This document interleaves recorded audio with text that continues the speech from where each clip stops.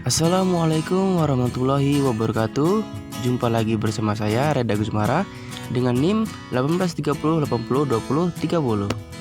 Oke, kali ini kita akan membahas unsur golongan 8A atau disebut dengan gas mulia. Apa sih gas mulia itu?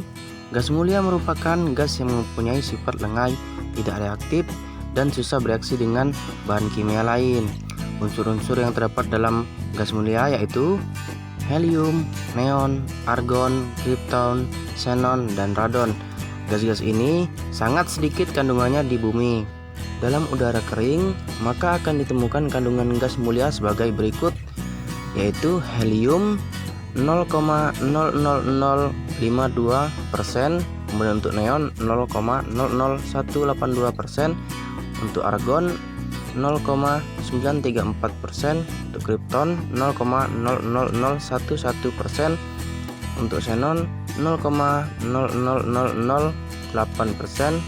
Kemudian radon itu adalah radioaktif.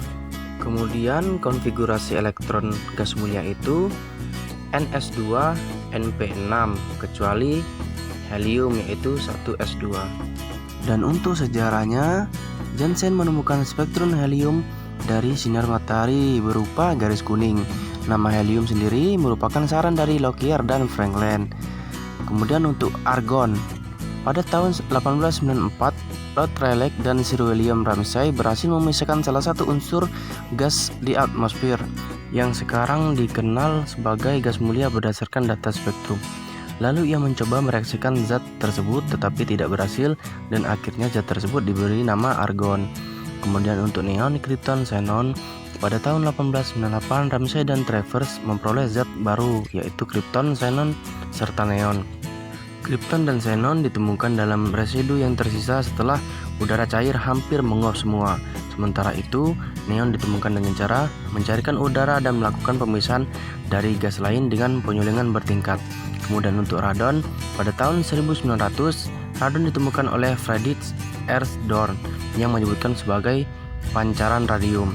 Kemudian William Ramsay dan Robert Whitelaw menyebutnya sebagai niton serta menentukan kerapatannya sehingga mereka menemukan radon. Radon adalah zat yang paling berat di masanya sampai sekarang. Nama radon sendiri baru dikenal pada tahun 1923. Kemudian ada sifat-sifat gas mulia. Untuk sifat umumnya, tidak berwarna, tidak berbau, tidak berasa, sedikit larut dalam air, mempunyai elektron valensi 8, dan khusus untuk helium, elektron valensinya 2, molekul-molekulnya terdiri atas satu atom atau monoatom. Gas mulia merupakan unsur gas pada suhu kamar dan mendidih hanya beberapa derajat di atas titik cairnya.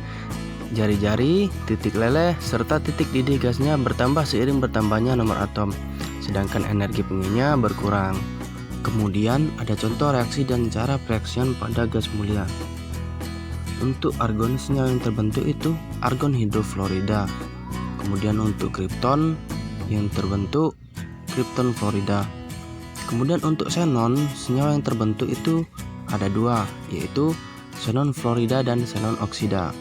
Dan untuk radon itu radon fluorida. Nah, untuk cara pereaksiannya, argon, senyawa ini dihasilkan oleh fotolisis dan matriks air padat dan stabil pada suhu rendah. Kemudian untuk krypton, reaksi ini dihasilkan dengan cara mendinginkan Kr dan F2 pada suhu minus 196 derajat Celcius, lalu diberi loncatan muatan listrik atau sinar X. Kemudian untuk xenon fluorida, untuk cara pereaksiannya adalah XeF2 dan XeF4 dapat diperoleh dari pemanasan Xe dan F2 pada tekanan 6 atm. Jika jumlah reaksi F2 lebih besar, maka akan diperoleh XeF6. Kemudian ada xenon oksida. Cara pereaksiannya, XeO4 dibuat dari reaksi disproporsionasi atau reaksi di mana unsur reaksi yang sama sebagian teroksidasi dan sebagian lagi tereduksi, yang kompleks dari larutan XeO3 yang bersifat alkalin. Lalu untuk radon fluorida bereaksi secara spontan. Dan untuk pembuatan gas mulia, helium mempunyai titik didih yang sangat rendah, sehingga pemisahan gas helium dari gas alam dilakukan dengan cara pendinginan.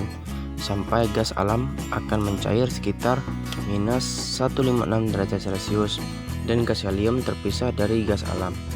Kemudian untuk gas argon, neon, kripton, dan xenon, udara mengandung gas mulia argon, neon, kripton, dan xenon. Walaupun dalam jumlah yang kecil, gas mulia di industri diperoleh sebagai hasil samping dalam industri pembuatan gas nitrogen dan gas oksigen dengan proses destilasi udara cair. Pada proses destilasi udara cair, udara kering bebas uap didinginkan sehingga terbentuk udara cair. Dan untuk radon diperoleh dari peluruhan panjang unsur radioaktif U-238 dan peluruhan langsung Ra-226. Rn bersifat radioaktif dan mempunyai waktu paruh yang pendek, yakni 3,8 hari, sehingga cenderung cepat meluruh menjadi unsur lain. Radon belum diproduksi secara komersial. Nah, untuk kegunaannya, setiap unsur itu mempunyai kegunaannya masing-masing.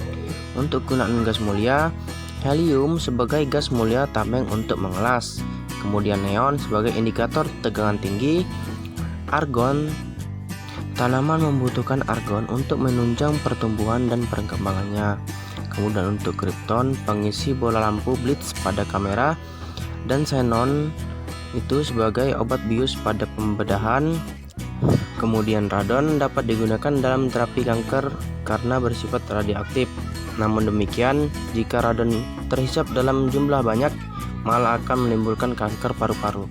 Oke, baiklah, mungkin itu saja yang dapat saya sampaikan. Terima kasih, saya akhiri. Wassalamualaikum warahmatullahi wabarakatuh.